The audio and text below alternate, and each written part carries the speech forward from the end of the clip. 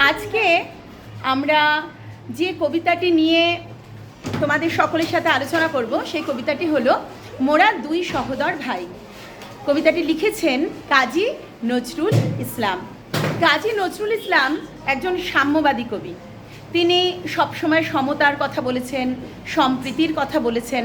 তিনি বলেছেন যে ধর্ম মানুষের আলাদা হতেই পারে, কিন্তু প্রতিটি মানুষ একটি বৃহত্তর মানব জাতির অংশীদার। তাই আমরা কখনো ধর্মকে গুরুত্ব না দিয়ে, জাতিকে গুরুত্ব না দিয়ে শুধুমাত্র একজন ভালো মানুষ হিসেবেই নিজেদের পরিচয়কে বহন করতে পারি। আর ষষ্ঠ শ্রেণীর একটি কবিতা রয়েছে মোরা দুই সহোদর ভাই।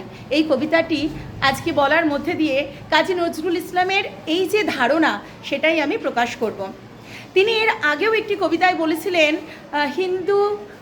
তিনি বলেছিলেন মোরা একই বৃন্তে দুটি কুসুম, হিন্দু মুসলমান, মুসলিম তার নয়নমণি, হিন্দু তাহার প্রাণ। আর আজকের কবিতাটা কিভাবে শুরু হচ্ছে? হিন্দু আর মুসলিম মোরা দুই সহোদর ভাই। তাহলে আমি বলি, আমার সাথে তোমরাও বলো, ঠিক আছে?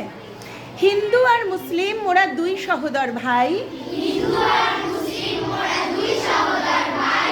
এক বৃন্তে দুটি কুসুম, এক ভারতে ঠাঁই।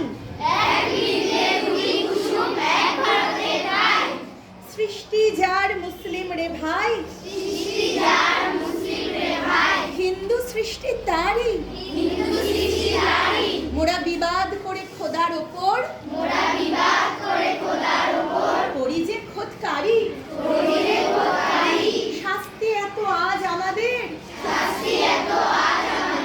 হীন দশা এই তাই।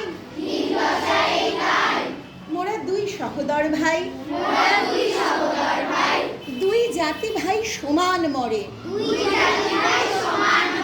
মরো গেলে দেশে,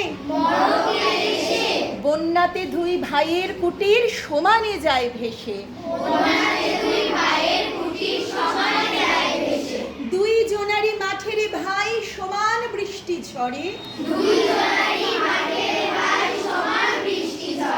সব জাতিরই সকলকে তার দান যে সমান করে।